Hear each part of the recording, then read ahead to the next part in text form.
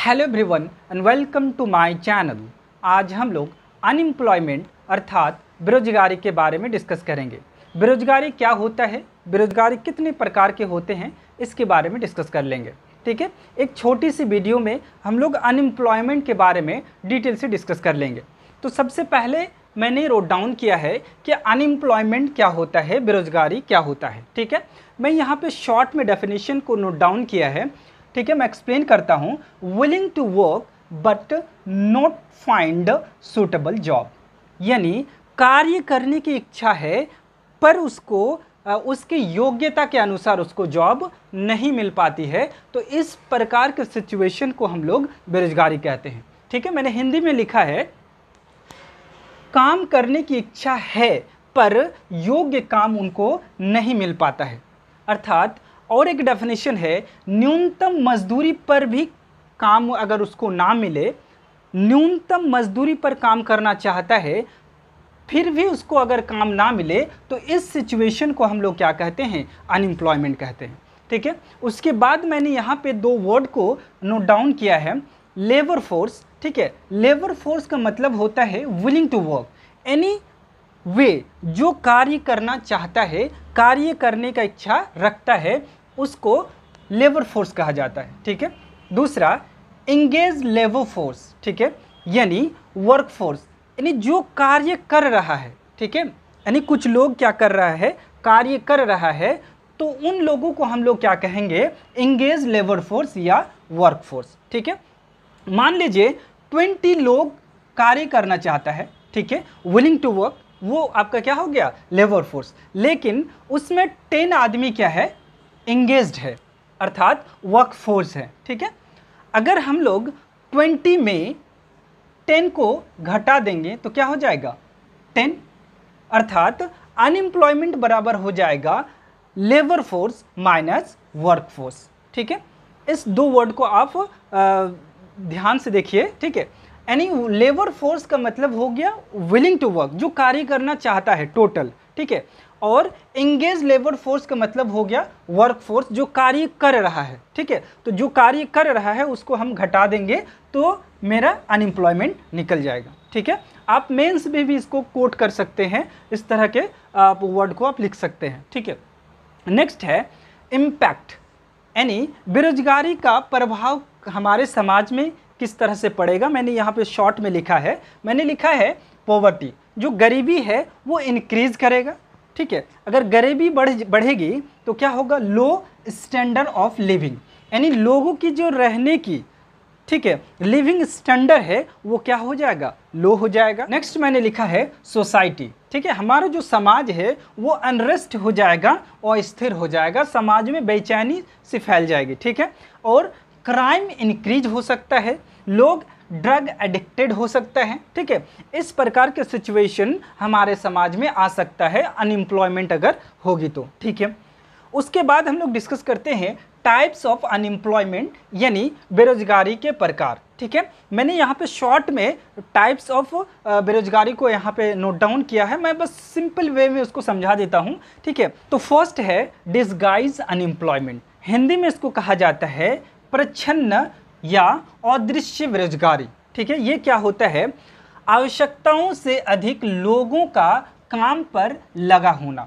अर्थात मान लीजिए कि किसी काम को करने के लिए 10 आदमी की ज़रूरत है, लेकिन उसमें 15 आदमी लगा हुआ है, तो जो 5 आदमी एक्स्ट्रा लगा हुआ है उसको हम लोग क्या कहते हैं, डिसगाइज अनएम्प्लॉयमेंट कहते हैं, अदृश्य बेरोजगारी कहते हैं। अर्थात बेरोजगार तो हैं लेकिन वो दिखाई नहीं पड़ता है, वो इसमें इंगेज है, लेकिन वहाँ 10 आदमी की ज़रूरत है लेकिन 15 आदमी के द्वारा काम किया जा रहा है, तो 5 आदमी जो हो जाएगा वो हो जाएगा आपका डिसगाइज अनएम्प्लॉयमेंट। मैंने यहाँ पे इंग्लिश में लिखा है no labour requirement but still working.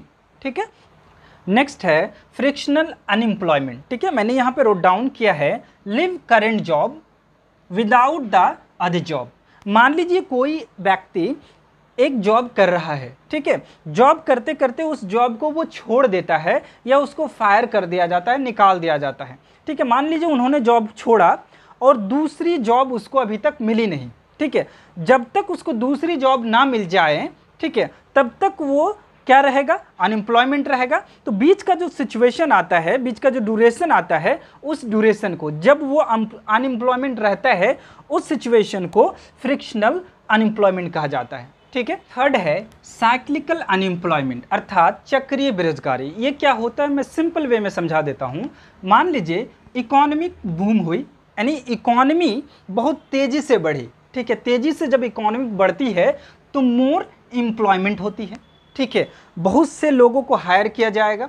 ठीक है, यानी रोजगार मिलेगा लोगों को, प्रोडक्शन भी होगा और लोगों की डिमांड भी बढ़ जाएगी। ठीक है, उसके बाद मान लीजिए कि फिर इकोनॉमी में रिसेशन आ जाता है, सुस्ती आ जाता है और डिप्रेशन में चली जाती है इकोनॉमी, मंदी। ठीक है, तो इस सिचुएशन में क्या होगा, जब बहुत ज़्यादा लोग डिमांड कर रहे थे, प्रोडक्शन भी ज़्यादा हो रहा था, इकोनॉमी में बूम भी थी। ठीक है, तो लोगों को हायर किया गया। अब जब डिप्रेशन आ जाएगी इकोनॉमी में तो लोगों को फायर कर दिया जाएगा, लोगों को हटा दिया जाएगा, क्योंकि डिमांड क्या होगा, घट जाएगा। जब डिमांड घट जाएगा तो लोगों की आवश्यकता भी कम होगी। तो इस सिचुएशन में क्या होगा, लोग बेरोजगार हो जाएंगे। ठीक है, तो इस सिचुएशन को हम लोग क्या कहते हैं, साइक्लिकल अनएम्प्लॉयमेंट कहते हैं, चक्रीय बेरोजगारी कहते हैं। ठीक है, यानी बूम आने से रोजगार इंसान को मिला। ठीक है, लेकिन रिसेशन और डिप्रेशन आने से क्या होगा, फिर लोग क्या हो जाएंगे, बेरोजगार हो जाएंगे। तो इस सिचुएशन को हम लोग कहते हैं साइक्लिकल अनएम्प्लॉयमेंट। उसके बाद फोर्थ मैंने लिखा है सीजनल अनएम्प्लॉयमेंट, मौसमी बेरोजगारी। ये क्या होता है, ये अक्सर जो है एग्रीकल्चर में होता है। ठीक है, मौसम जब मौसम अच्छा मौसम रहते हैं, उसमें फसल खेती होती है, तो उस वक्त लोग उसमें जुड़े रहते हैं। जब खेती का समय ख़त्म हो जाता है तो लोग फिर पलायन कर जाते हैं, दूसरी जगह चले जाते हैं 2 महीना या 3 महीना के लिए। ठीक है, तो जो सिचुएशन रहता है, जो जिस वक्त खेती नहीं करता है लोग, तो इस सिचुएशन को क्या कहा जाता है, सीजनल अनएम्प्लॉयमेंट कहा जाता है। अर्थात खास मौसम में काम उसको मिलता है, जब खेती होती है तब उसको काम मिलता है, फिर जब खेती नहीं होती है तो उसको काम नहीं मिलता है, शेष में काम नहीं मिल पाता है। ठीक है, ये अक्सर क्या होता है, एग्रीकल्चर में होता है। ठीक, नेक्स्ट है फिफ्थ अंडर अनएम्प्लॉयमेंट। ये क्या होता है, work but not according to worker skill. यानी कार्य तो कर रहा है लेकिन उसकी योग्यता के अनुसार उसको जॉब नहीं मिली है। मान लीजिए कोई इंजीनियर है, ठीक है, उसको चपरासी या फिर कलर का जॉब मिला है। ठीक है, तो इस प्रकार के सिचुएशन को हम लोग अंडर अनएम्प्लॉयमेंट कहते हैं। ठीक है, यानी योग्य के अनुसार उसको काम नहीं मिला है। और लास्ट है हम लोग का स्ट्रक्चरल अनएम्प्लॉयमेंट अर्थात संरचनात्मक बेरोजगारी। ठीक है, टेक्निकल चेंज होने के कारण जब बेरोजगारी आती है तो इस सिचुएशन को हम लोग स्ट्रक्चरल अनएम्प्लॉयमेंट कहते हैं। कैसे, मान लीजिए मैं एग्जांपल देता हूँ, डीवीडी। पहले क्या होता था, डीवीडी आती थी तो उससे क्या होता था, लोग कोई चीज़ को देखते थे, लेकिन अभी क्या हो गया, सारी चीज़ ऑनलाइन हो गया है, जिसके कारण ये बहुत कम लोग खरीदते हैं डीवीडी वगैरह। मान लीजिए रेडियो वगैरह हो गया, तो ये बहुत कम लोग खरीदते हैं। जब टेक्निकल चेंज होने के कारण बेरोजगारी आती है तो उसे हम लोग कहते हैं स्ट्रक्चरल अनएम्प्लॉयमेंट। ठीक है, तो हम लोगों ने डिस्कस कर लिया कि अनएम्प्लॉयमेंट क्या होता है, यानी willing to work but not find suitable job. ठीक है, उसके बाद हम लोगों ने देखा कि कितने प्रकार के अनएम्प्लॉयमेंट होते हैं।